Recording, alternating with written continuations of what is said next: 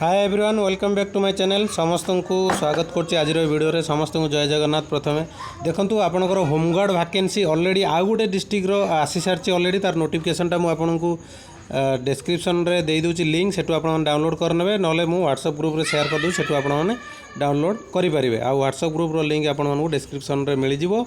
तो देखंतु मु जेमति कहितली कि आगो पछ हे कि सब डिस्ट्रिक्ट रो आसीबो फाइनाली पुरी रो आस्थिला तापर देखंतु गोटे ता फास्ट आस्थिला गोटे कलाहांडी रो तो बर्तमान नयागढ़ आसी सारी ठीक अच्छे।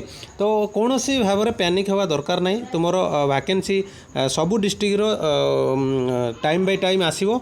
तो टिके वेट करंतु बर्तमान तुमर नयागढ़ डिस्ट्रिक्ट फाइनाली आसी सारी केते कौन पोस्ट रही आम टिके देखी नवा तापर आम आलोचना करिया तार क्वालिफिकेशन कौन केते एज मागुची आम से विषय आम डिस्कसन करवा।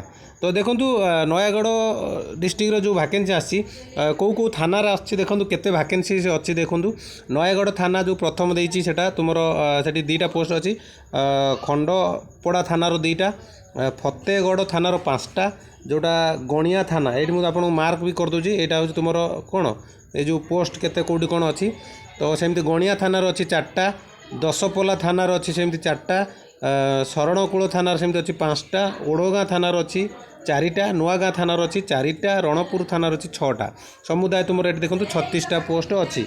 से भाव में आम जो देखा अच्छा महिला गृहरक्षी पदवी भी अच्छी देखो जोड़ा नयागढ़ थानार गोटे पोस्ट ये अच्छी झील मैंने भी आप्लाय करेंगे जोटा तुम नयागढ़ थानार गोटे महिला पोस्ट अच्छी आ गोटा अच्छी शरणकूल थानार गोटे महिला पोस्ट अच्छी।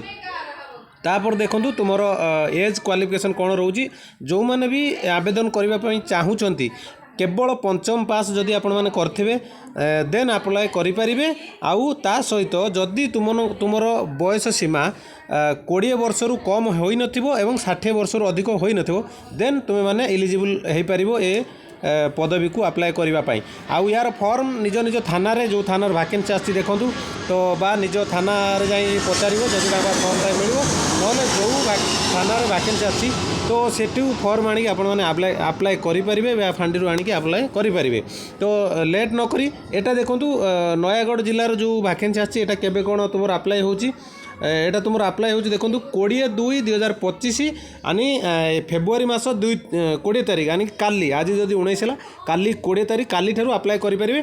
फॉर्मटा निज निज थाना रे शायद मिल पारे सेठी जाई पचारि नहीं आसबे अदरवाइज जो थाना रे वैकेंसी बाहर सेठी आपको मिल जिवो फॉर्म तो सेठू जाइए आनबे अदरवाइज तुम्हें निज निज डिस्ट्रिक्ट थाना निज थाना जाइए पचार जो थाए पार से देदेवे सेठू आनिक आपने अप्लाई करेंगे। एवं एटा हूँ 20/2/2025 यानी काली ठारू तुम अप्लाई हो सर केते तारीख पर्यंत तुमको देती डेट ना 5/3/2025 यानी कि तुमको मार्च 5 तारीख रही लास्ट डेट तापर अप्लाई करें ना से लिखी 20/2/2025 रु 5/3 ये आप मार्क करदे 5/3/2025 पर्यंत ग्रहण कर आउ निजुक्ति परीक्षा समय से माने मूल प्रमाणपत्र गुड़ी को देखाइबे तामाने तुम जो निजुक्ति परीक्षा समय से तुम प्रमाणपत्र गुड़ी को देखिए आवेदन शेष तारीख पर एवं प्राप्त असंपूर्ण दरखास्त विचार को निया ना माने आवेदन जितेबाला कर तार लास्ट डेट पर आउ से जो तुम मैंने आउ से देखिए ना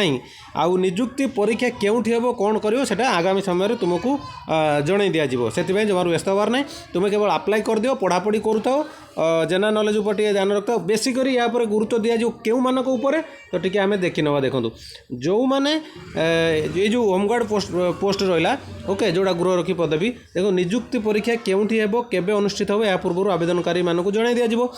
तापर देखो कंप्यूटर वाहन चालक विद्युत मिस्त्री पाइप मिस्त्री रोषेया बढ़िया राजमिस्त्री इत्यादि दक्षतार ज्ञान एवं व्यावहारिक अभिज्ञता थिबा आवेदनकारी मानकु नंबर रे गुरुत्व दिया जिवो जो माने जे पाइप मिस्त्री प्लम्बर होइतबो रोषेया जे कुकिंग रो तापर सर्टिफिकेट थिबो कि या तार एक्सपीरियंस थिबो विद्युत मिस्त्री यानी इलेक्ट्रीशियन जोड़ा इंग्लीश रे कहूँ इलेक्ट्रीशियन विषय तार ज्ञान थिबो वाहन चालक जो मान ड्राइविंग लाइसेंस थिबो ठीक अच्छे जो मैंने गाड़ी चला शिखिथे आउ कंप्यूटर जो मैंने सर्टिफिकेट थी कंप्यूटर भलसे जानी थे ठीक अच्छे तो से बेसी ध्यान दिज्व बाकी समस्ते अप्लाई करेंगे किंतु एथिरे बेसी ध्यान दिज्व ओके जेहेतु पंचम पास रु मागुची आउ 20 ରୁ 60 वर्ष भितर होते 20 ରୁ तलू क्या 60 ରୁ ऊपर ही नथिबे ओके ତାମାନେ ଏମିତି କହିଲେ ସାଧାରଣ ତୁମେ 20ରୁ 60 ବର୍ଷ ଭିତରେ ଯଦି ହେଇଥିବ ନିହାତି ଭାବରେ ତୁମେ ଆପ୍ଲାଏ କରିପାରିବ।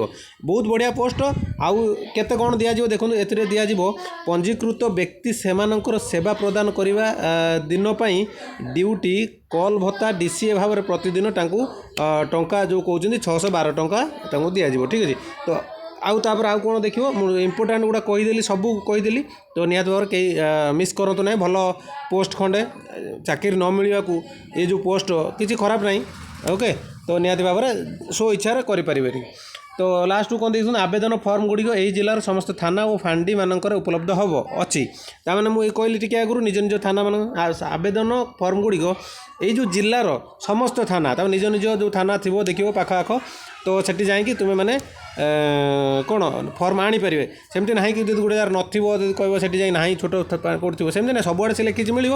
ଯଦି ନ ମିଳିଲା ତୁମେ ନେକ୍ସଟ ଆର ପାଖ ଥାନାକୁ ଯାଇକି ଆଣିପାରିବ। ତ ଫାଣ୍ଡି ମାନଙ୍କର ଉପଲବ୍ଧ ଅଛି। ଠିକ୍ ଅଛି। ତ ଆଣିକି ସମସ୍ତେ ଆପ୍ଲାଏ କରିଦିଅନ୍ତୁ। ଆଉ ଏଇଭଳି ଅପଡ଼େଟ୍ ପାଇବା ପାଇଁ, ଭଲ ଭଲ ଅପଡ଼େଟ୍ ପାଇଁ ଚ୍ୟାନେଲକୁ ସବସ୍କ୍ରାଇବ୍ କରିକି ଭିଡ଼ିଓକୁ ଲାଇକ୍ କରି ସମସ୍ତଙ୍କୁ ସେୟାର କରିଦିଅନ୍ତୁ। ভিডিও ভালো লাগলে লাইক নিহতি ভাবে করিয়া। যে টেলিগ্রামে বি জয়েন হইন তো টেলিগ্রামে জয়েন হয়ে যাতে, সেটি আপনার অপডেট পিডিএফ বগেরা সব মিলিଯିବ। তো ডেসক্রিপশন তো নিহতি ভাবে সরি তার যে লিঙ্কটা রহলা তোমাকে ডেসক্রিপশন মিলিଯିବ। তো রহিলি, নমস্কার, জয় জগন্নাথ।